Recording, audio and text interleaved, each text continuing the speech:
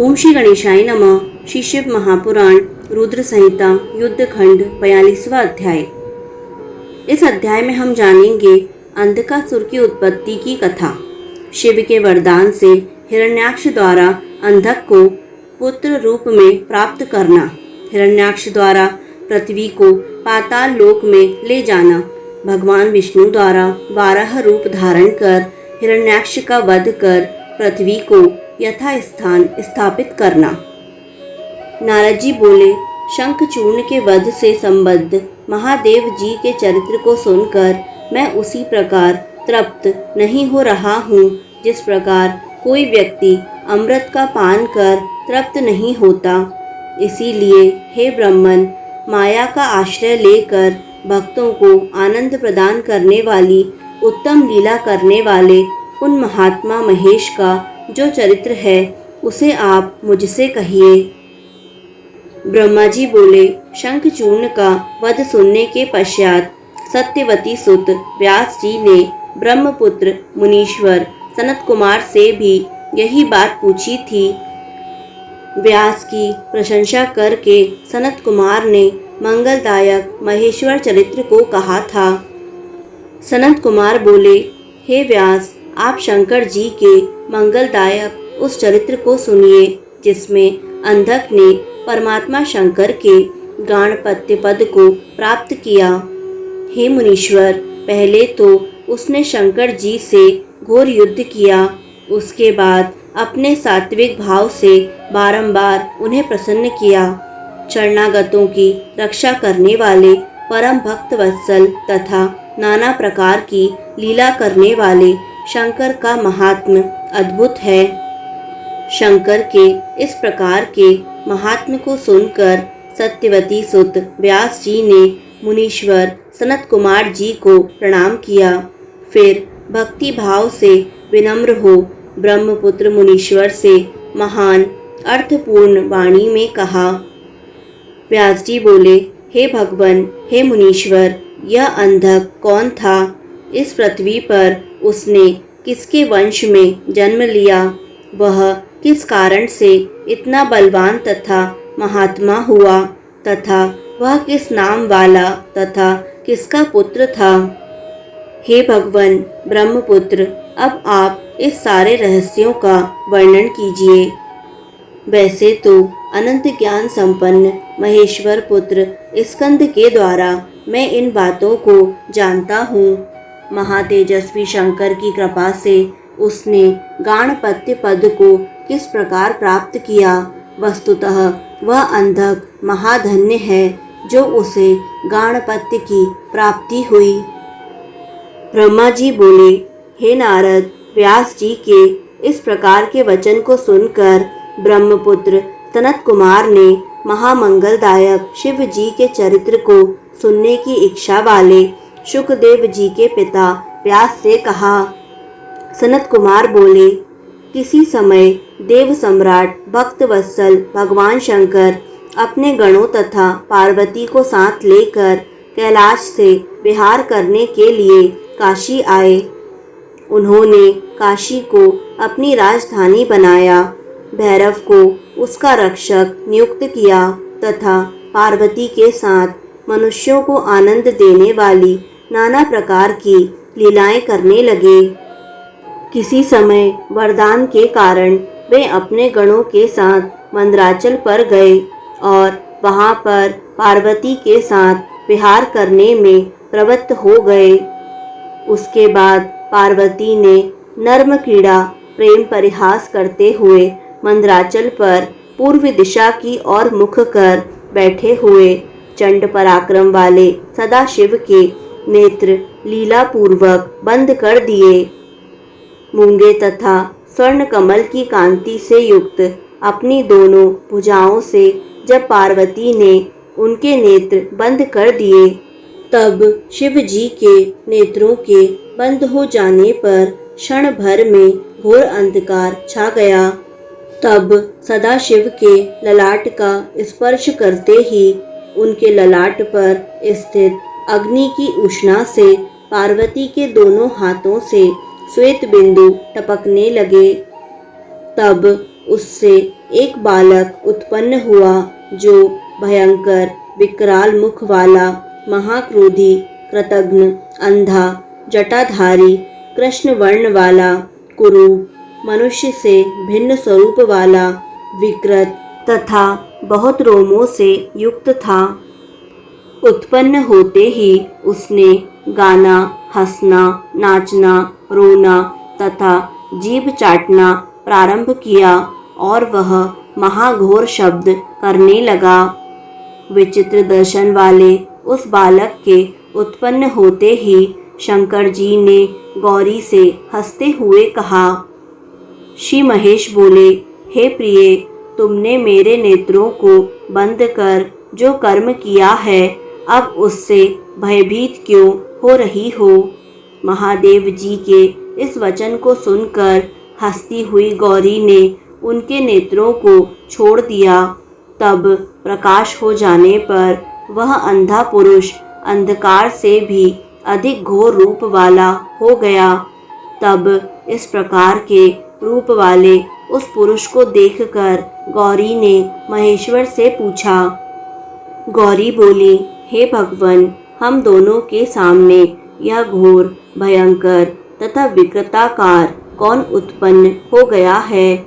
आप मुझसे सत्य कहिए, किस कारण से तथा किसने इसकी सृष्टि की है? यह किसका पुत्र है? सनत कुमार बोले, लीला करने वाले एवं अंधक को उत्पन्न करने वाले भगवान शंकर ने लीला करने वाली त्रिजगजननी प्रिया पार्वती की बात सुनकर हंसते हुए कहा।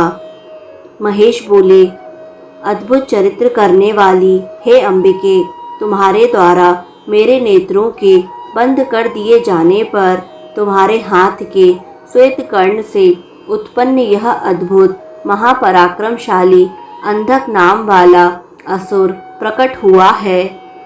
तुम ही इसकी जन्मदात्री हो, अतः हे आर्य, तुम ही दयापूर्वक अपनी सखियों के साथ गणों से इसकी रक्षा करो और बुद्धि से विचार कर इसके विषय में जो करना चाहती हो उसे करो।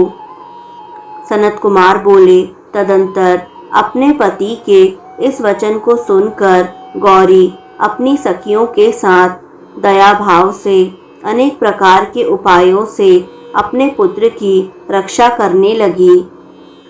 एक बार शिशिर काल उपस्थित होने पर अपने बड़े भाई की संतति वृद्धि को देखकर अपनी स्त्री से प्रेरित होकर पुत्र की कामना वाला हिरण्याक्ष तपस्या करने के लिए वहां पहुंचा।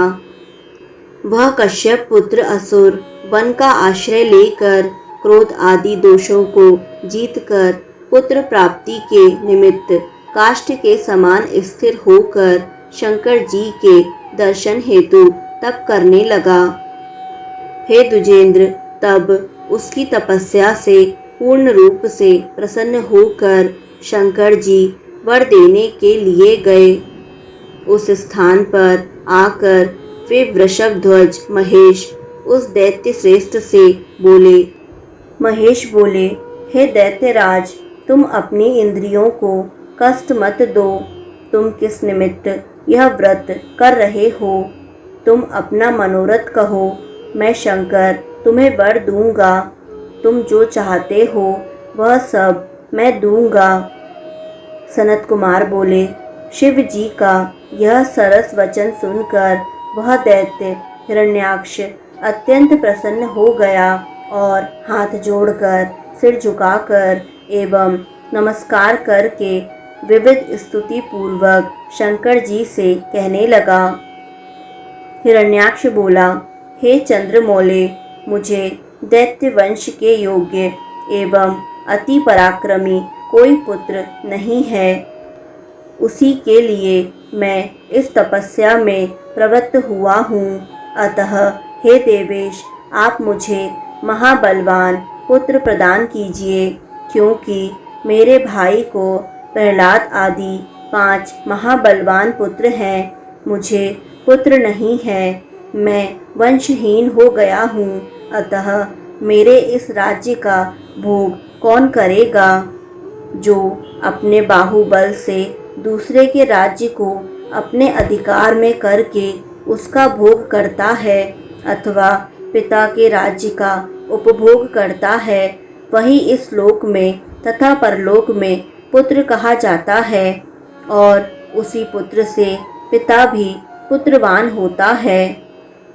वरिष्ठ धर्मज्ञ ऋषियों ने पुत्रवानों को ही ऊर्ध्व गति कही है, इसलिए सभी प्राणी उसी के लिए कामना करते हैं, अन्यथा मरने के पश्चात वह तेज पशुओं में चला जाता है, अर्थात व्यर्थ हो जाता है। पुत्रहीन को उत्तम लोक नहीं प्राप्त होता है, इसीलिए लोग उसके लिए इच्छा रखते हैं और देवताओं के चरण कमल की आराधना कर उनसे एक पुत्र की भी याचना करते हैं। सनत कुमार बोले, तब कृपालु शंकर दैत्यराज के उस वचन को सुनकर प्रसन्न हो गए और उससे बोले, हे दैत्यराज, यद्यपि तुम्हारे वीर से पुत्र उत्पन्न नहीं होगा, फिर भी मैं तुम्हें पुत्र प्रदान करता हूँ। तुम अंधक नामक मेरे पुत्र का वरण कर लो, जो तुम्हारे ही समान बलवान और अजेय है। तुम सब दुखों को त्याग कर उसी को अपना पुत्र मान लो। इस प्रकार कहकर प्रसन्न होकर पार्वती सहित त्रिपुरारी उग्र रूप महात्मा शंकर ने उस हिरण्याक्ष को पुत्र प्रदान कर दिया। इसके बाद वह महात्मा दैत्य शंकर से पुत्र प्राप्त कर यथाक्रम उनकी प्रदक्षिणा कर तथा अनेक स्तोत्रों से रुद्र की स्तुति कर प्रसन्न होकर अपने राज्य को चला गया। तदंतर प्रचंड पराक्रमी वह दैत्य सदाशिव से पुत्र प्राप्त कर संपूर्ण देवताओं को जीतकर इस पृथ्वी को अपने देश पाताल में लेकर चला गया।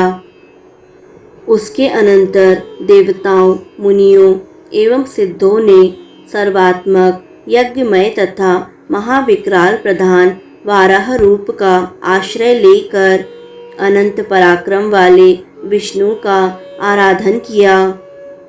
तब अपनी नासिका के विविध प्रहारों से पृथ्वी को विदीर्ण कर पाताल में प्रविष्ट हो तुंड के द्वारा तथा अखंडित दाढ़ों के अग्रभाग से सैकड़ों दैत्यों को चूर्ण करके वज्र के समान कठोर पाद प्रहारों से निशाचरों की सेनाओं को मथ कर करोड़ों सूर्यों के समान जाजल्यमान अपने सुदर्शन से अद्भुत तथा प्रचंड तेज वाले विष्णु ने हिरण्याक्ष के तेजस्वी सिर को काट दिया और दैत्यों को जला भी दिया। हिरण्याक्ष के मर जाने पर उन्होंने प्रसन्न होकर अंधक को राज्य पद पर अभिषिक्त कर दिया। इस प्रकार महात्मा विष्णु पाताल तल से पृथ्वी का उद्धार कर अपनी दाढ़ों के अग्रभाग से पृथ्वी को पुनः अपने स्थान पर प्रतिष्ठित कर परम प्रसन्न हो गए और पूर्व की भांति उसकी रक्षा करने लगे। प्रसन्न हुए समस्त देवता, मुनि तथा ब्रह्मा जी ने उनकी स्तुति की। उसके बाद उग्र शरीर वाले तथा उत्तम कार्य करने वाले वाराह रूपधारी विष्णु अपने लोक को चले गए। इस प्रकार वाराह रूप विष्णु देव के द्वारा दैत्यराज हिरण्याक्ष के मारे जाने से सभी देवता, मुनि तथा अन्य सभी जीव सुखी हो गए। इस प्रकार श्री शिव महापुराण के अंतर्गत द्वितीय रुद्र संहिता के पंचम युद्ध खंड में हिरण्याक्ष वध वर्णन नामक 42वां अध्याय पूर्ण हुआ। दोस्तों, आगे आने वाले सभी अध्यायों को निरंतर सुनने के लिए YouTube चैनल आध्यात्मिक कथाएं को लाइक करें, सब्सक्राइब करें और बेल आइकन पर प्रेस करें। धन्यवाद।